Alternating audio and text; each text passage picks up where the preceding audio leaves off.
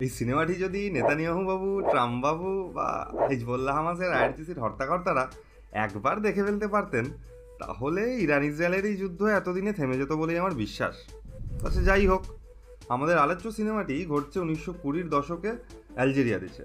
প্রথম বিশ্বযুদ্ধ শেষ হয়েছে সদ্য, আর সে সময় দেশটি একটি ফরাসি উপনিবেশ।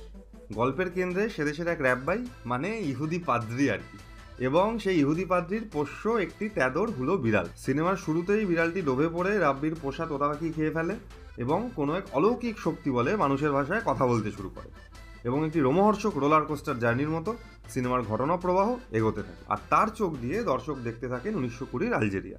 মুসলিমরাই সংখ্যাগুরু এই দেশে, আর তাদের ইহুদি বিদ্বেষ প্রবল, যার কাছে আজকের দিনের ধরুন পাশ্চাত্য নেটিজেনদের পাজিত বিদ্বেষ, বা কেরালায় বাঙালি বিদ্বেষ, বা বাংলার মাটিতে বিহারি বিদ্বেষ কিছুই নয়, শিশু।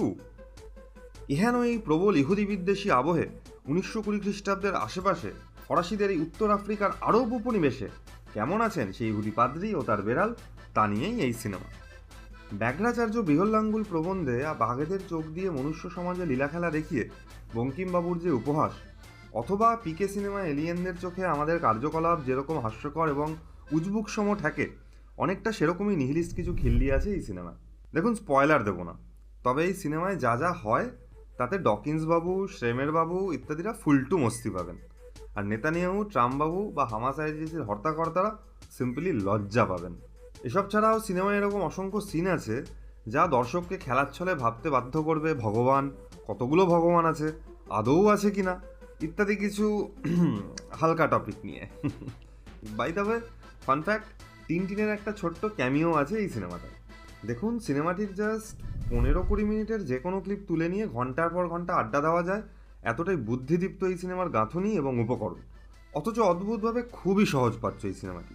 আশা করি 15 থেকে 85 সকলেই চেটেপুটে উপভোগ করতে পারবেন এই সিনেমাটি। আর সেখানেই কৃতিত্ব এই সিনেমার ক্রিয়েটার জোয়া বাবু, আতোয়া বাবু এবং স্যান্দ্রিনা দেবীর। কারণ মার্টিন বাবু যেমনটা বলেছেন, সিম্পল ইজ হার্ড। সিনেমাটির নাম Le chat du rabbin. অর্থাৎ রাব্বিস ক্যাট। আমরা আশা করছি সিনেমাটা আপনাদের ভালো লাগবে। ধন্যবাদ।